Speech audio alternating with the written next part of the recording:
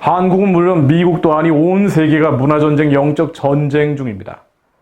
그러나 무엇보다 세계 선교를 완성할 기지 역할을 감당할 수밖에 없는 미국과 또 예수군대의 천병 역할을 감당해야 하는 한국의 영적 전쟁은 치열합니다. 겉으로는 좌파 우파 간의 이데올로기 대립 같습니다만은 사실 기독교 가치의 유지와 폐지를 둘러싼 평화적인 형태로 벌어지는 종교 전쟁과도 같죠. 한국의 촛불 시위나 미국 내 BLM, Black Lives Matter, 흑인 생명도 소중하다는 흑인 인권 운동도 마찬가지입니다. 기독교 가치를 허물기 원하는 사단은 세계 선교 1, 2위를 담당해온 이 두 나라의 정체성을 무너뜨리기 위해 하나님의 영이 지배하는 예배가 아닌 격렬한 시위나 폭동에 누룩을 집어넣을 수밖에 없습니다. 또 그 뒤에는 반기독교 진영의 주축인 중국 공산당과 마크시즘 단체가 끼어드는 경우가 많지요.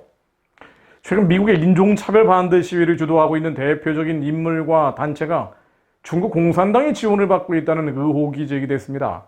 마이크 곤잘레스 헤리티지 재단 선임연구원은 지난 15일 헤리티지 재단 홈페이지에 올린 글을 통해 BLM 운동의 창시자와 미국 내 중국 공산당 우호그룹이 파트너십을 맺고 있다고 주장을 했습니다. 곤잘레스 연구원은 BLM 운동을 최초로 조직한 인물 중 하나인 알리시아 가자가 운영하는 벤처기업 브렉 퓨처스 랩의 웹사이트를 인용했는데요. 이 브렉 퓨처스 랩의 웹사이트에 기부 버튼을 누르면 브렉 퓨처스 랩이 중국계 진보협회가 재정적으로 후원하는 프로젝트라는 설명이 나온다고 합니다. 이 중국계 진보협회 CPA로 약칭되는데요. Chinese Progressive Association, 중국 공산당의 반개 조직이라고도 볼 수가 있죠.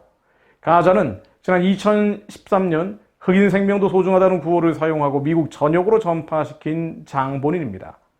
곤잘레스 연구원은 이 CPA라는 단체가 1972년 캘리포니아주 샌프란시스코에서 창설돼서 최근에도 매사추세츠, 보스턴에서 활발한 활동을 하고 있고 중국 본토의 혁명적 사고를 옹호하는 친중국 좌파 단체라고 설명을 했습니다. 복잡하게 얘기했습니다만은 중국 공산당 반개 조직이라고 보면 명쾌한 설명이 될 것 같습니다.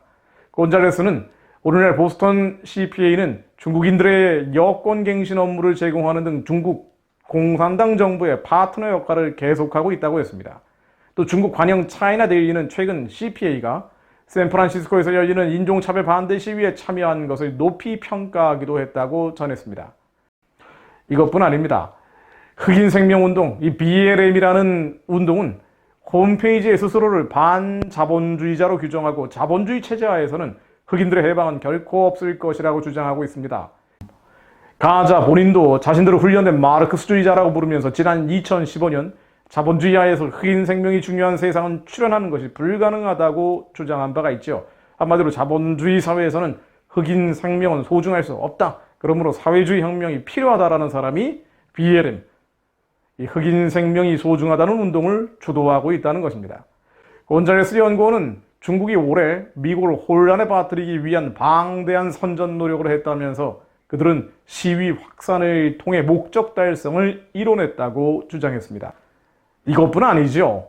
BLM의 공식단체인 BLM 글로벌 네트워크 재단은 홈페이지에 전통적 가정의 해체와 친동성애 강령을 규정한 내용을 올렸다가 삭제하는 해프닝을 빚기도 했습니다. 재단 홈페이지 내에 우리의 신념이라는 페이지가 나오는데요. 여기에는 BLM 재단의 비전과 목표가 제시되어 있습니다. 이 페이지에서는 우리 재단은 어머니의 이중 근무를 요구하는 가부장적 관행을 해체해 공공의 정의운동에 참여하도록 엄마의 역할을 할 수 있도록 한다고 주장하고 있습니다. 이어서 우리는 대가족과 마을 공동체를 통해서 서로를 돌봄으로써 서구가 규정한 핵가족 구조 요건을 파괴한다고 설명해 놨습니다. 많이 듣던 얘기죠. 한국에서도 이런 얘기 많이 하는 사람들이 있습니다. 이들은 또 퀴어를 긍정하는 단체로 확대하고 연령 차별주의 해방운동을 구축하며 국가 폭력에 맞서고 있다고 주장을 했습니다. 이 기괴하다는 뜻의 퀴어는 레즈비언, 게이, 양성애자, 트랜스젠더 등을 포괄하는 단어입니다. 한마디로 어둠은 다 연대하고 연합하게 되어 있습니다. 미국의 BLM 운동에도 이러한 어둠의 연대가 벌어지고 있는 것이죠. 한국 언론은 이런 현상을 마치 대선을 앞둔 공화당 측의 색깔론 정도로 치부해버립니다. 소위 보수 언론인들조차 뉴욕타임즈 같은 좌파 매체를 주로 보기 때문이죠. 그리고는 반 트럼프 선동에 힘을 싣곤 합니다. 보수정당이라는 국민의힘 의원들은 얼마 전이죠. BLM을 지지하면서 국회에서 차별받는데 무릎 꿇기 퍼포먼스를 하기도 했습니다. 그만큼 지금 벌어지는 일들을 보수 진보를 떠난 영적 전쟁임에도 불구하고 이 영적 전쟁의 실체를 분별하지 못하는 것이죠. 영적인 눈을 열어야 하는데도 말입니다. 지금 한국과 미국에서 벌어지는 현상들은 문명의 충돌입니다. 그리고 영적인 전쟁입니다. 단순한 좌우 논쟁이 아닙니다. 진보 좌파라는 넓은 동심원 안으로 들어가 보면 안티 기독교가 나오고요. 보수 우파라는 넓은 동심원 안으로 들어가 보면 기독교가 나옵니다. 이것을 이데올로기 갈등으로 폄훼해버리면 좌도 아니고 우도 아닌 중간에 있겠다.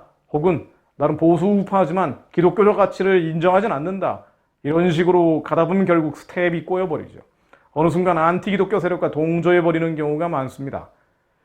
요한계시록 2장 24절 말씀입니다. 두아디라에 남아있어 이 교훈을 받지 아니하고 소위 사탄의 깊은 것을 알지 못하는 너희에게 말하노니 다른 짐으로는 너희에게 지울 것은 없노라. 사탄의 깊은 것을 알지 못한다라고 경계하는 내용입니다. 사탄의 깊은 것이라는 것은 에베소서 6장 11절에 나오듯 마귀의 괴계를 뜻합니다. 사탄의 깊은 계략을 알아야 하는데 그것을 모르면 결국 당할 수밖에 없다는 것입니다. 그걸 위해서 하나님의 전신갑주를 입어야 한다고 에베소서 6장 11절에는 기록이 되어 있습니다. 이 하나님의 전신갑주는 우리의 생각과 감각과 기분, 이데올로기라는 것이 나오는 머리의 영역까지, 혼의 영역까지 하나님의 전신갑주가 입혀져야 한다는 것이죠.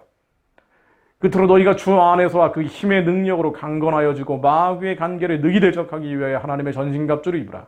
우리의 시름은 혈과 육을 상대하는 것이 아니오 통치자들과 권세들과 이 어둠의 세상 주관자들과 하늘에 있는 악의 영들을 상대합니다.